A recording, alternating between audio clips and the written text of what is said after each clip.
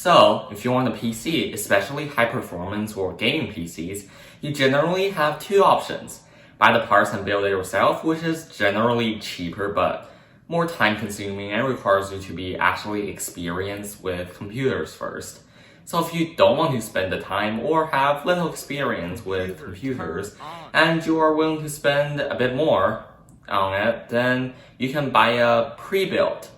Now, there are many companies out there that make pre-built PCs, but I took a different path. Let's see how bad or good a pre-built gaming PC I ordered from Amazon is. Let's get the video started.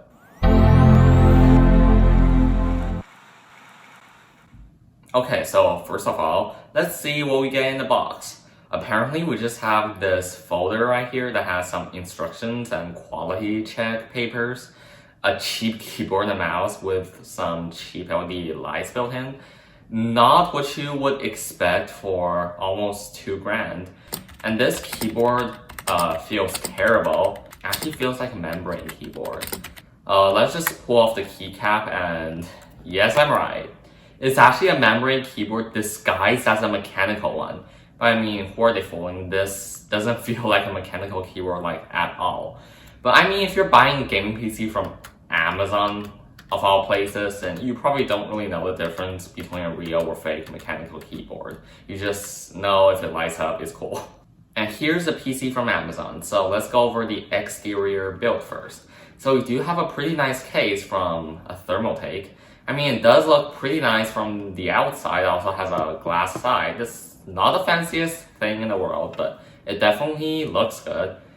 And let's go over the specs and how much I spent on it. So for $17.99, it has a Ryzen 7 3700X, definitely a bit outdated, RTX 3060, which is, I guess, good.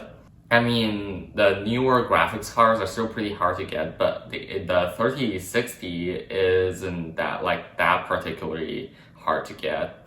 16 gigabytes of 3200 megahertz DDR4 RAM. Let's pull it out, and it's just an ordinary stick of RAM with a heatsink made by a company called XPG, and it's called the Gamma Steel. 16 gigabytes and almost $2,000 PC. Definitely a bit underpowered. And I don't even know the exact specifications of the power supply because it's so well hidden and I don't really want to deal with the hassle of opening the PC up further. And then 1TB WD Blue SATA SSD, and it's quite slow because it's a SATA SSD. There is an M.2 slot on the motherboard, although it's unpopulated. And speaking of the motherboard, it looks like it's made by ASRock. Never heard of the company before, probably some budget board company. So overall, not the best thing you can get for $1,800. But let's turn away from specs and take a look at its performance. So starting with some boring numbers, I got around 6,900 points in Geekbench, which is, let's say nice. Not really impressive for a machine of that price, but not the worst either. And it got about 98,000 points in Geekbench Compute.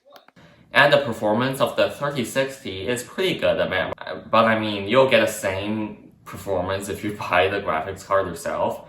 And yeah, by running a disk speed test, we can reveal that the SATA SSD isn't the fastest thing in the world either, unsurprisingly, with a read and write speed of only about 500 megabits per second. But let's just move on to some real-world tests here. So in Minecraft, we can consistently get 55 to 65 FPS in 1440p. I also have this 4K 30 video clip that I'm going to import into DaVinci Resolve and then export it.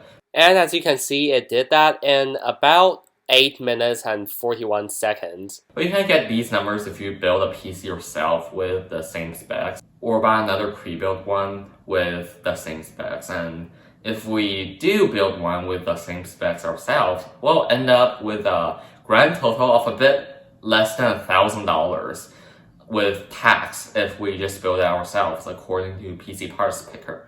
Let's just assume it's $1,000. Then they're charging an 80% markup for this PC, which is a ripoff. What we are really looking at in this video is the value, and yes, not good. Is it really a good idea to buy gaming PCs from Amazon instead of more dedicated companies? Well, let's compare what you can get for $1,800 from other companies and how much do PCs with this particular specification usually go for. So let's go to the website of arguably the best place for getting any sort of computer electronics, Micro Center.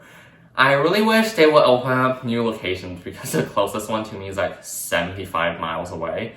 So they apparently have one on sale right now for $300 less, but with the newer Ryzen 7 5600X, double the RAM, the same graphics card, 1 terabyte of SSD, and the hard drive, and it's from Asus. So it's a more well-known company.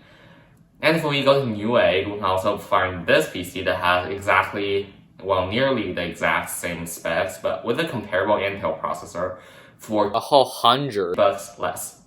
So, in conclusion, is it a good idea to buy a pre-built gaming PC from Amazon? No, it isn't, and surprisingly. Why did I buy one anyways? Well, I didn't buy it, my dad did.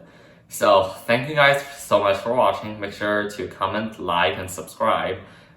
Well, you can't dislike the video anyways. And I'll see you guys later. Bye!